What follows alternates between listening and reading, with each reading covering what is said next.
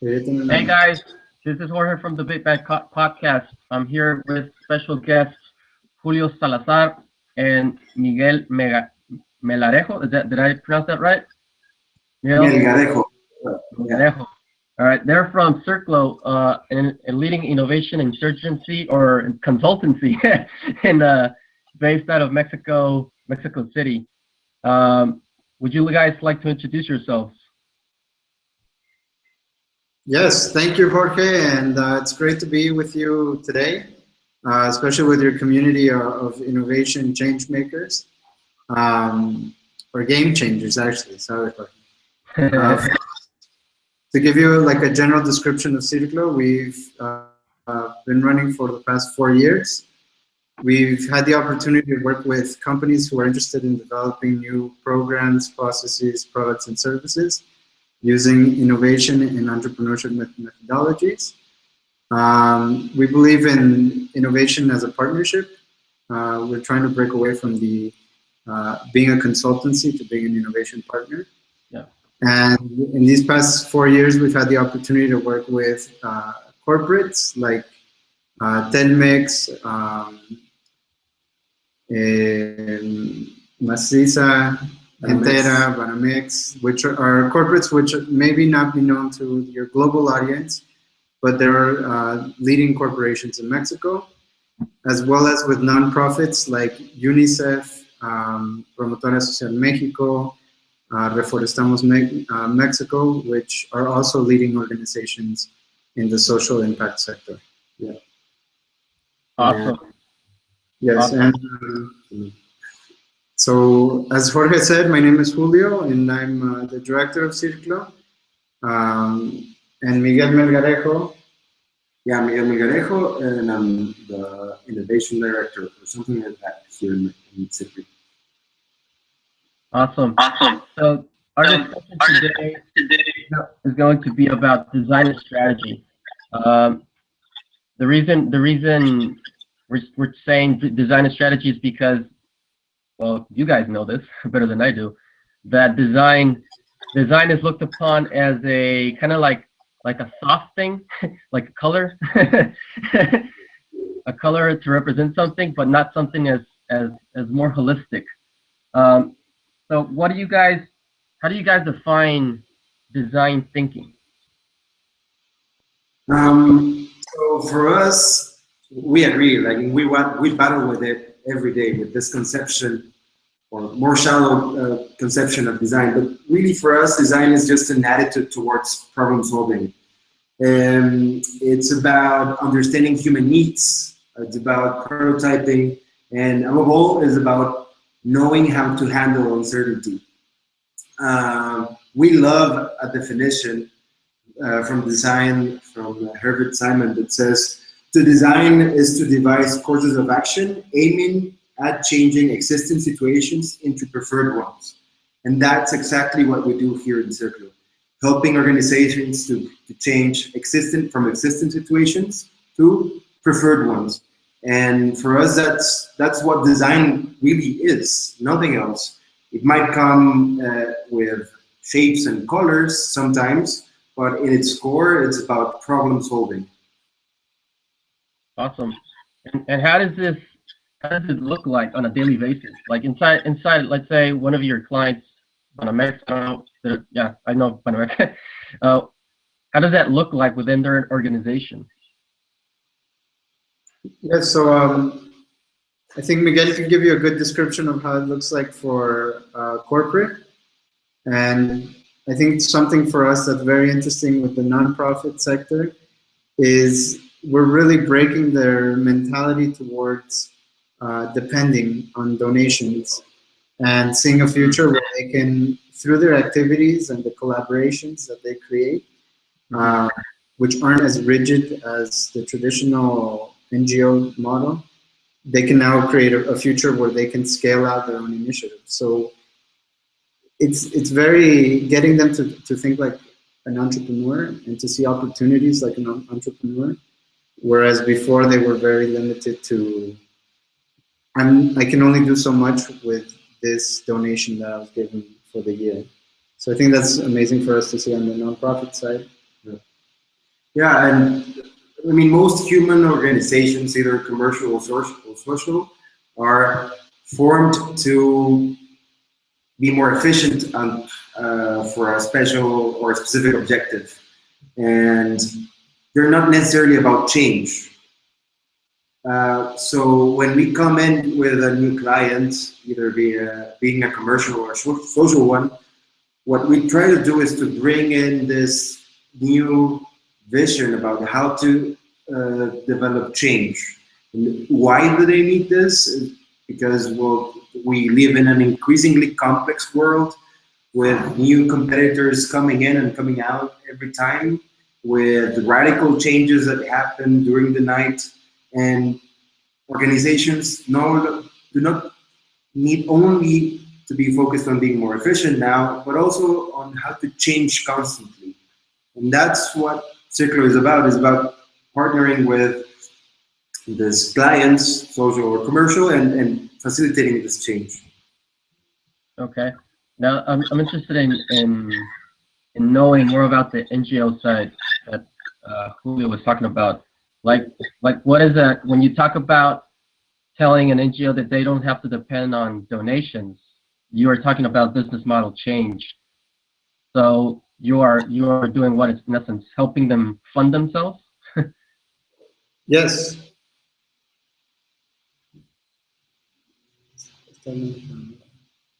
No. Can you hear me? I think we might be experiencing lag, but if I understood correctly, is that we're helping them through business model design. Yeah. Correct? Yeah. Yes. Yes, I think it's very interesting because, example, for a project that we have with UNICEF, one of the proposals that we worked with them actually required on the spot for them to call in their accounting and their finance department to have them refigure how to create a system. And what was incredible in that meeting was that the director of UNICEF Mexico and the operations director, he was astounded that he had to call these people, and within 30 minutes they had figured out a new way of getting to a contribution or a way of obtaining a donation from before. And I think that change we saw, like what Miguel was saying, we saw that in 30 minutes. And that's awesome for us because it means breaking away from old paradigms and building new, rapid, agile, and iterative processes. Wow. And so they're basically finding a new way to, a new business model within an NGO. I mean, I've never heard about that before. It's really not only a business model, because when you change your business model, you change everything inside an NGO, and especially NGOs, all their touch points are so important for their beneficiaries that when you change something, you really have to be sure that this is a good thing for the organization and for the people that they're working for. Mm-hmm. In order to do that, and that's where maybe design also comes in, is to make sure that everything that we do is for a reason, and that the outcomes that come out of it are going to be building on top of something all the time. And that's where the design approach is extremely useful, because that's how designers are formed. It could be a chair, but it also could be a new way of operating an organization. Mm-hmm. Mm-hmm. So when you guys, get this, just following on the example of the NGO, so you guys made them see a different frame from, traditional way of doing their things. How does that continue on for them? How does it thrive? How does that design thinking thrive? Well, from what we've seen, it really it changes the whole organization when successful. We've been working with a microfinancing bank here in Mexico. We developed their innovation department inside the organization, and we've seen how they have been changing for the year that we've been working with them.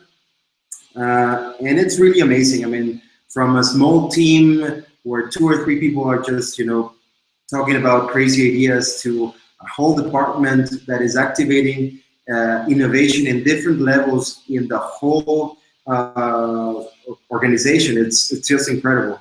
And now it's difficult to obtain this kind of success, but as I said, when successful, it really changes everything. Mm-hmm. But how does it, how do you guys like implement certain, because it's more of a culture question, really. What behaviors did they stop doing from before to now, in order for them to take that leap? I think something that's very interesting in the project that Miguel mentions is they had a lot of ideas that came out of their day-to-day processes, and they would try out different experiments. That wasn't new to the organization. However, what was new to the organization that we helped them work with to make innovation more sustainable was how they documented and how that documentation became part of a learning system within the company. And because of that, they could learn through their failures, or they can learn through their best practices. And I think now that for us, we see that as a sustainable system. And also, like, they did it before in a way, but now they learned it in a better and more efficient way. The ways and the benefits of prototyping, because it's really normal that someone says, oh, let's try this or let's try that, but it rarely goes into action, like really trying what you're saying. And when you really understand that the difference between success and failure is to actually stand up and do things, and you get tools and frameworks that help you to do it, then you create a great impact. Because all of a sudden your organization is not talking about change, is doing change. So in essence, you guys help them develop a better feedback loop. And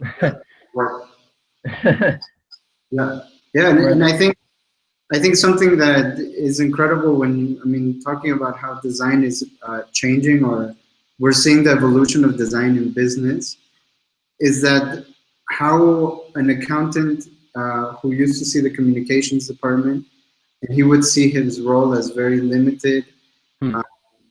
We're now helping an accountant understand his role as an engineer in an architect's process of building speaking metaphorically, how they can be the engineer and tell the communications department or the marketing department, or now the architects, what's technologically or operationally viable. And the architect can tell them, in terms of the user needs, what type of things they need to have in that building. And together they design a new product, a new program, a new process. And I think for us, that's what's fun, is that design no longer is about sketchbook. Design is about prototyping, as Miguel says. Yeah. Now, how do you get that guy? Because I think this is an interesting angle. How do you get the accountant to start thinking like a designer? It's different for the different generations now. New generations actually kind of want to have, they don't look for this image that we have about corporate jobs. I mean, they really want to be challenged, to see new things, to learn new things, to be able to get a more interesting life and also a more interesting career. So for those, it's more about how to communicate, because they already have the seed, really. For the people with more experience, it represents a bigger challenge. But when they see that they need to do it because the organization actually needs it to survive, when they see the power of collaboration between different departments, when they see the benefit that can bring to their careers, then it becomes a different thing. It doesn't become like a thing that you have to do. It becomes a thing that you like to do. Yep. Now, there's a lot of different intricacies in that kind of message and how to deliver it, but it's definitely possible. Okay. We've seen it and facilitated it. Yeah. Now, what you guys mentioned that you guys helped this particular organization to develop a department or a team inside, right? Yeah. Okay. Now, what is this a new team, or was it just taking together people who are already in the organization and turning them into a team for specific, for this specific, capability of design? It was actually something in the middle. Like they used people inside the organization that were the champions of developing this innovation department. But with time, they also incorporated people from outside. And with this mixture, they managed together with us to develop a culture that was not, let's say, aggressive to their lives, but challenging to their everyday lives, and inspiring also. So that was a strategy that we used with this particular organization. Now, it wasn't easy because you always have to convince a lot of people about the benefits of this of innovation. Yeah. That's the fun part. Oh yeah. Now, what is this? What do these design team look like? I mean, in terms of I don't know, a designer, an accountant, a business person, a marketing person. How does it look like? Well, they all have different backgrounds, but they all have in common that they're people that were looking for something else in their lives. Okay. So when you see their CV, you can see that they were doing a certain job or something, but they looked for something else. They started to learn new things. They started to talk to people. They tried new things, and that's what really binds them together. And it doesn't really necessarily have to be with. I mean, it's not that an accountant is less creative than a designer. Yeah. It's really not about that, and that's not how the world works. Everybody can do it. It's just a matter of having the right motivations and the right tools available, and that's why what we try to orchestrate in a almost chirurgical way. Yeah. Yeah, and I think in terms of the profiles that we've seen in these teams, I think it definitely helps to have somebody who's in the product development or new business departments, because they have a pretty strong understanding of the financial needs of the organization, as well as somebody who has had experience in accounting. Just because accounting legal, I think, always comes down to new product development. You always have to double check with somebody if what you're doing can be done. Yeah. And I think marketing is a good profile to have, because they're usually the ones who are closer to the user's needs. And then I think those would be like the three primary pillars within a corporation. But then the complementary roles that make things go faster. Just designer, I think, which in this case is more about somebody who has innovation strategist or strategic design experience.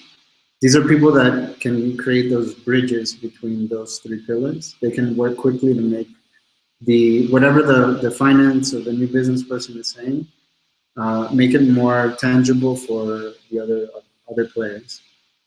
So we think that role is very important within the teams.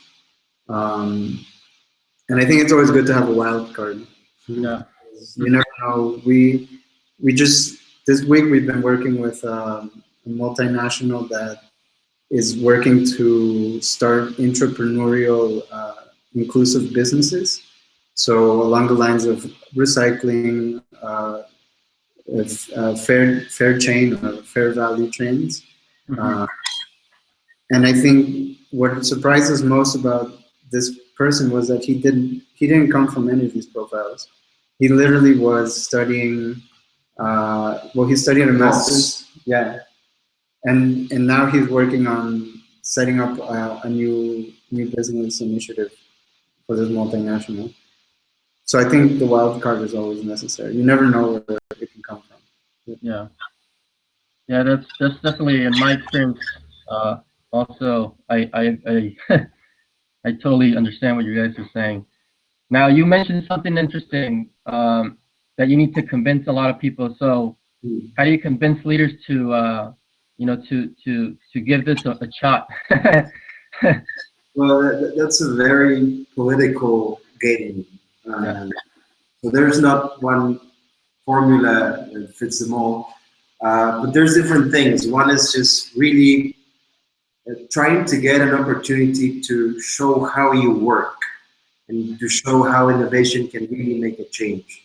This doesn't necessarily have to be like the biggest thing in the world, but when you are talking to someone that doesn't necessarily have the full convincement that innovation is the way or that design is the way, we use that word indistinctively a lot of times, by the way. So then you have to, just get this one little chance to show how design can make complexity a simple thing. And that's when you get to it. You also have on the side to do a lot of, hear a lot what people have to say. They usually are on your side when we're talking about innovation, but they don't know it. So you have to just listen to them and try to show them with their own words that that we are all talking about the same thing, maybe using different words. But that's some of the ways that we've been doing it. Of course, with the years, it has been more easier, let's say, in a way, because we have been validating our services in particular with different clients. So we have more to show, and people get convinced more easily in that way. Yeah. Yes, and I think what Miguel is saying is spot on. I think the business itself is changing. The landscape is no longer how maybe our parents saw business. I think there are a lot of tendencies that are changing. Crowdfunding, that's bringing a whole new level of how do you finance projects. Yeah. And I think in terms of transparency, technology is breaking a lot of paradigms that the business world is seeing. So when you talk to senior leaders, the conversation that usually comes up is that they recognize that there are people who are demanding innovation. There are people who are now seeing entrepreneurship as a viable career path, whereas before, I don't think entrepreneurship was that viable outside of Silicon Valley for a lot of people, and now it is. So I think corporates also have to change based on their talent, and I think talent is pushing towards these initiatives. And depending on the organization, you either have the resources and the time to allow them to experiment without any set processes or tools or guidance, or you can invest now and you can guide that, latent desire or that need for experimentation and renovation through innovation initiatives. That way you can get profit more likely to get profit in the short term. Yeah. Now, have you guys noticed because Julio was mentioning they're looking at business differently. So the way I always look at it is when I have contact with any type of organization myself is I try to determine if they're looking at it, if they're looking outside, but also looking inside. So if they're saying, yeah, so the world's changing very fast, but are we changing as fast as that? So, and how it's funny because they try to, the tendency is always to try to determine everything via a prove it mindset. Don't tell me, but prove it. And I always say, show me, don't tell me, which takes us to prototyping, to sketching things out, to making things as visual as possible, but not as real as they should be, because obviously you want to make it as cheap and dirty, but as you want to experiment with the thing itself. So I mean, it's kind of, but it's very hard. Have you guys noticed that? If when people say, okay, yeah, it's moving very fast, but are we changing as fast as that? Is that as the world is changing?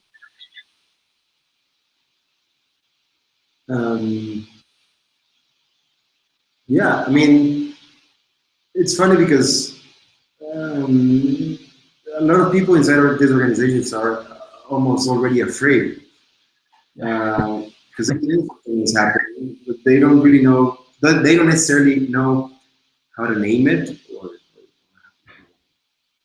or where it is or whatever. So these kind of questions, maybe they don't have it as latent, but they know it already, and that's why some of these organizations, the leading ones, are looking for this kind of services, and are looking to as Julio was saying, to promote this kind of mentality inside their organization. But it's really difficult when they see how it looks like. Not everybody is ready to experiment with prototyping. I mean, it's a pretty work maybe, but when you see a prototype, I mean, a lot of people, especially the ones that are used to, checking Excel sheets and PowerPoint presentations with definite things, when they see this thing that it's not pretty, it shows some stuff, but not necessarily the whole, they get kind of afraid, and you need to kind of hold their hand and show them step by step how this will be beneficial for the company. Mm-hmm. Yeah, I totally agree with that. Now, what is what business outcomes are, if I'm a CEO, how do you tell me this is the business outcome of being design led? What are those outcomes? There's a lot, but some.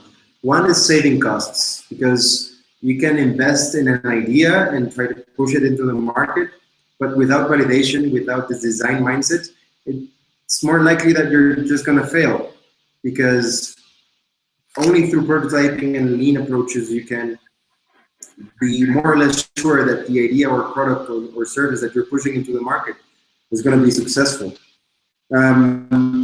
Also, you're going to be more relevant in the market. I mean, you just have to look at Nokia or any other company that was late in this kind of thing. Now they don't exist or are bought by somebody else. So if you're a designer or you have this design mindset, more likely that you'll be more relevant in the market. Also, for the human resources area, an organization that provides this designer-lead mindset to their employees, it's an organization that is going to have more likely lasting employees. And right now we are seeing a lot of problems with talent in companies. It's in part because they have not understood that if they don't bring the tools to the people, they're just not going to get the talent that they want. And so on. Yeah, no.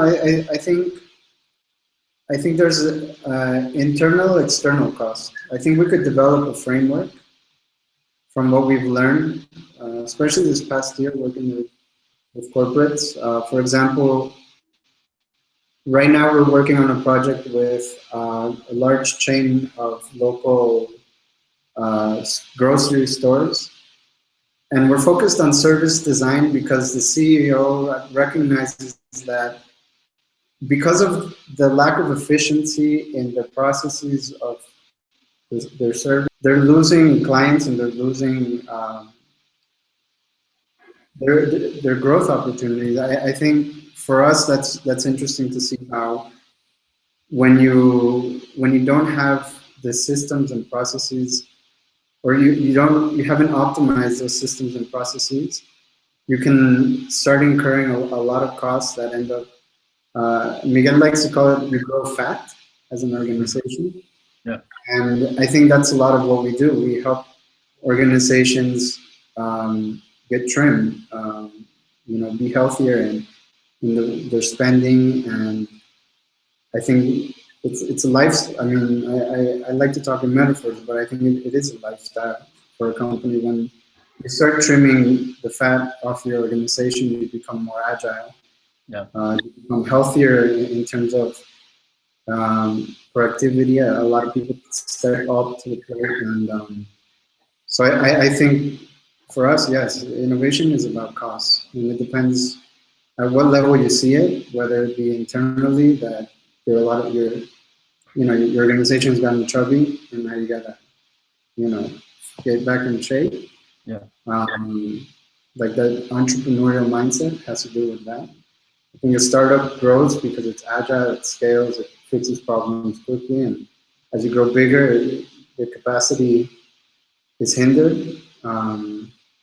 So internally that would be in, and externally I think you have to start understanding what users need, because the less attuned you are to their needs, the weaker your differentiation or your value proposition becomes to the emerging players that are using innovation, are using entrepreneurship methodologies to get to that value proposition. Quicker, faster, cheaper. So, I mean, on a very high level, I would say that it boils down to those costs that you face as an organization. Yeah, and I mean, in summary, and I'm quoting someone else, good design is good business. Yeah. When you really get it, I mean, that's it.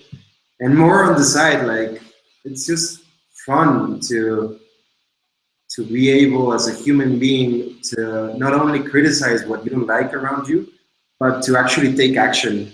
Yeah. I think that gives you, that makes you just a better human being. And who wouldn't like to have an organization full of better human beings? That's a bit more highly. You become a contributor.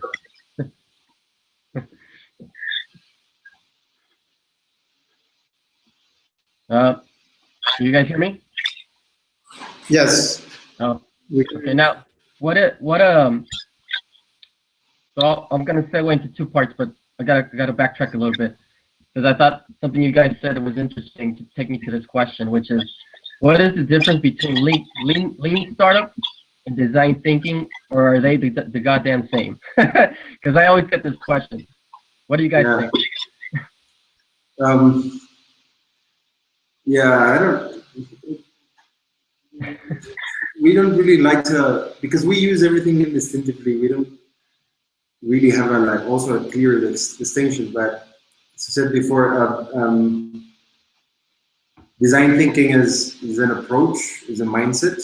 And lean startup is, I would say, a methodology that uses this kind of mentality, and it's applied to a specific thing. In this case, the startups that want to develop new products, or companies that want to develop new products. But above all, design thinking is more like an approach. You can use design thinking to go to the bathroom. Yeah, it's not necessarily something majestic or.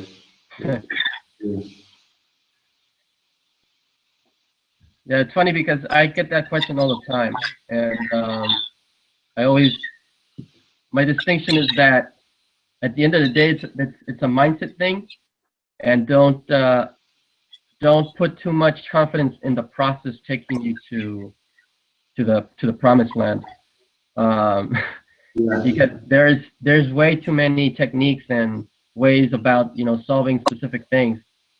But if you close yourself to just one way, I mean, it's like I mean, it's like martial arts. You only want to know karate, but there's various others to, Yeah. that you can pick it apart and take from and use, combine them. So, I mean, that's usually the way I respond to that question. But yeah, interesting. Now, here's a bigger question. How do you turn design into strategy? So you got, all these, you go into an organization, you get all these people on the same boat. Now, how do you turn all those ideas and all those ways of doing things into a particular strategy that sustains itself? I mean, I'm talking about metrics, I'm talking about activities, all these things. Well, as we mentioned before, design is about changes into preferred ones. And when you really understand the context in which you are operating, you understand that there's different things that are going to make this change faster and more efficient. Mm-hmm. So it's not only about coming up with the idea, but for us, really ideas are worth almost nothing. It's all about how you make it happen. Yep. And we put a lot of thought into how to actually make things be there. So yeah, we develop different tools that create more business certainty for different things. That involve metrics, stage gate processes, and so on. But we know that the goal is to make the thing happen. So it's a mix of a lot of things. But yeah, in the summary, it's about understanding in which organization you want to develop this as a strategy. I don't really see a distinction between design and strategy to begin with. Yeah, that's a tough question, Jorge. I think it's great. I mean, we could say, like the culture eats strategy for breakfast. Yeah. I think for us, it's kind of, we see it in the. It's the way I use, because I don't come into, when I do consulting, I don't come into an organization and say we're going to be design led. Yeah.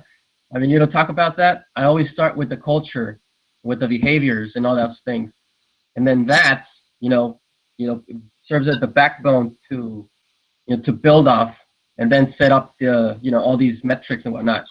And but yeah, I mean, it's very, very interesting when the example that you guys posed at the beginning, saying how do you turn an accountant to look at itself as a designer, and that's a behavioral challenge.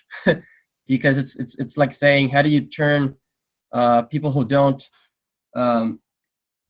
usually see themselves as innovators, when we all know that anybody can be it, be that exactly, and that's a cultural challenge. Yes, I think for us, Jorge, something that helps us with our clients is when we do the discovery phase to understand their needs, and in those needs, they also give us certain KPIs, key performance indicators that they're basing they're going to base our solution off of. We keep those in mind, and that helps us understand where the context that we're going to build out from.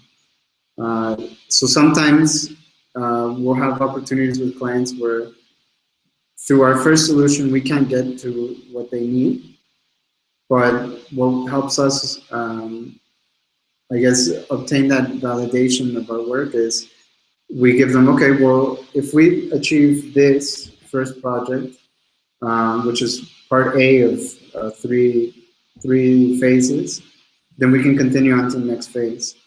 And I think for us that's been successful because it definitely mitigates the risk that a client assumes on an innovation project, and at the same time it allows the work to speak for itself.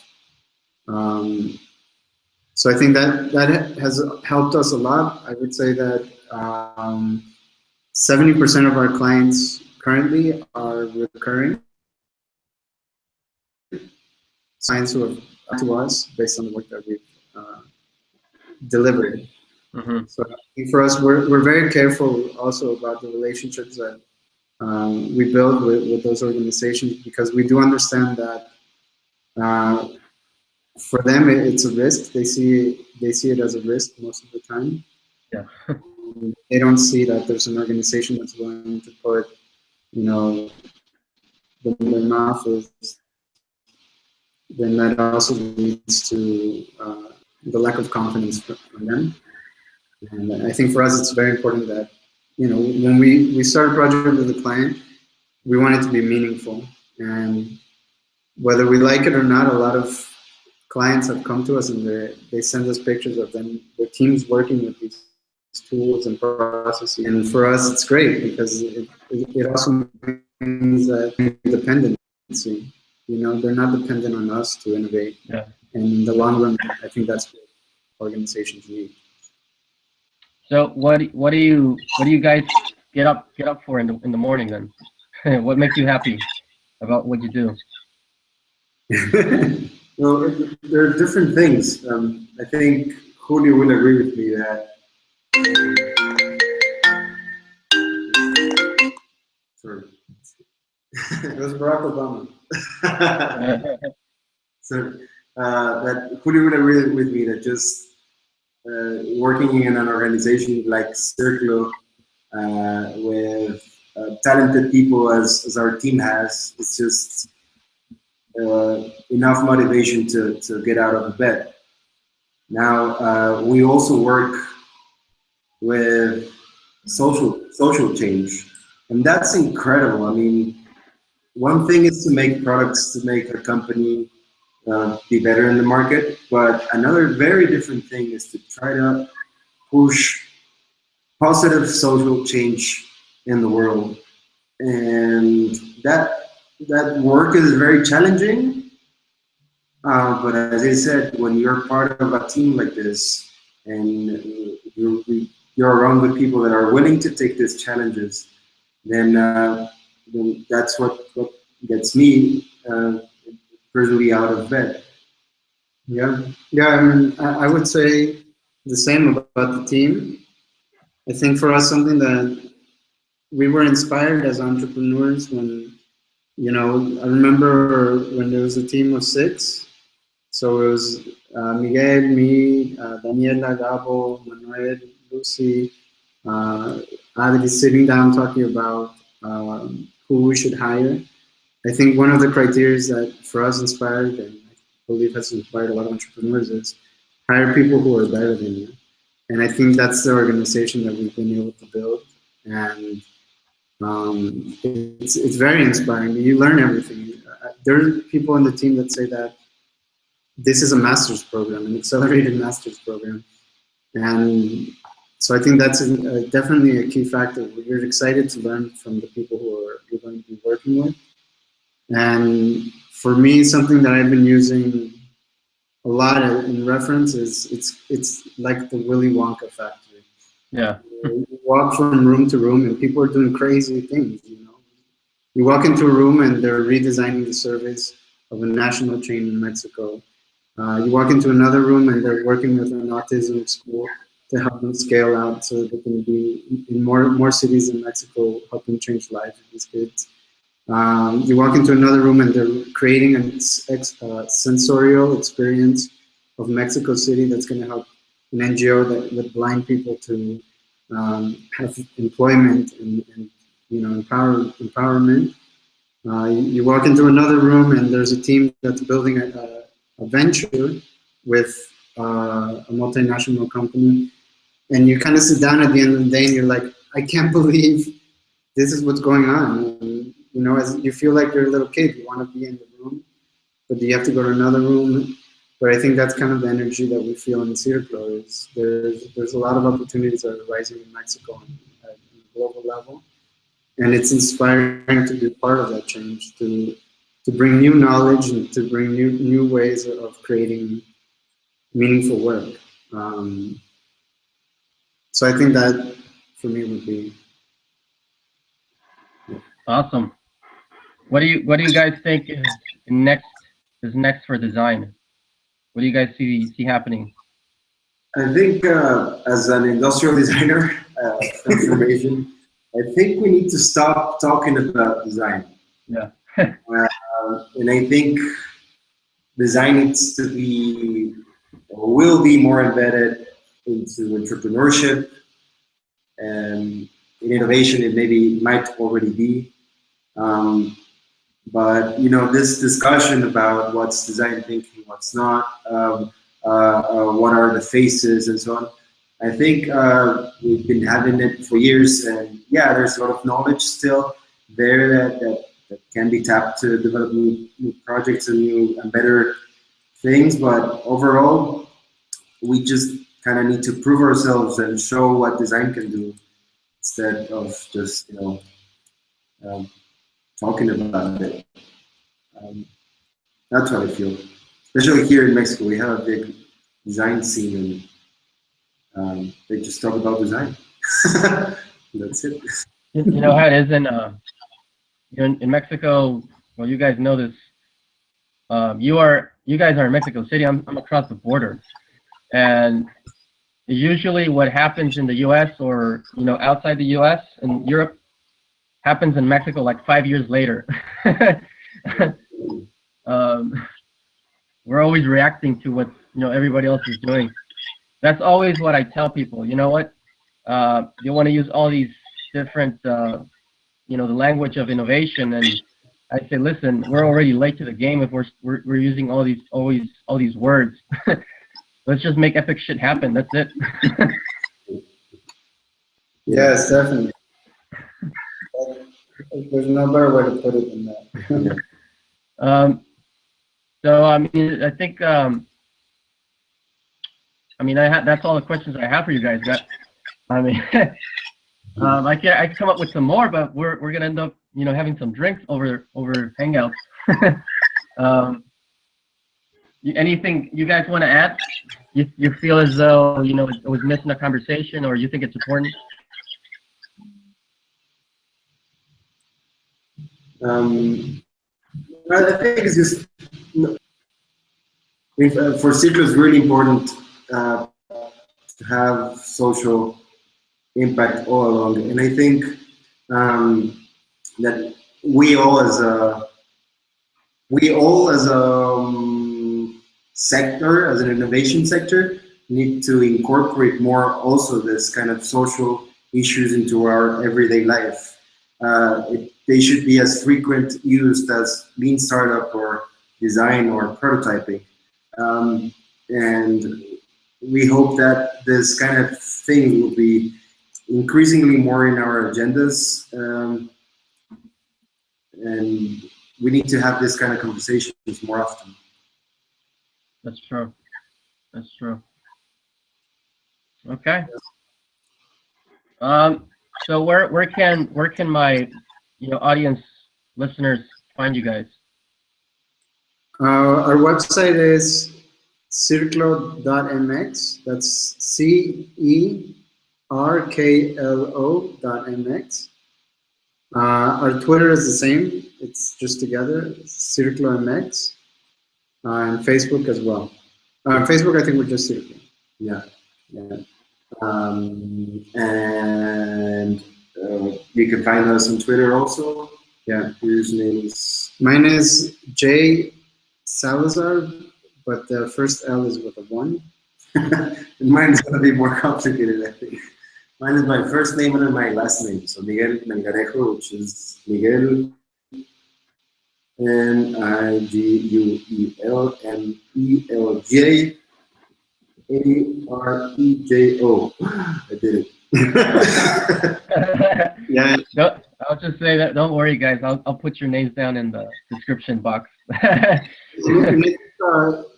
For just a click away.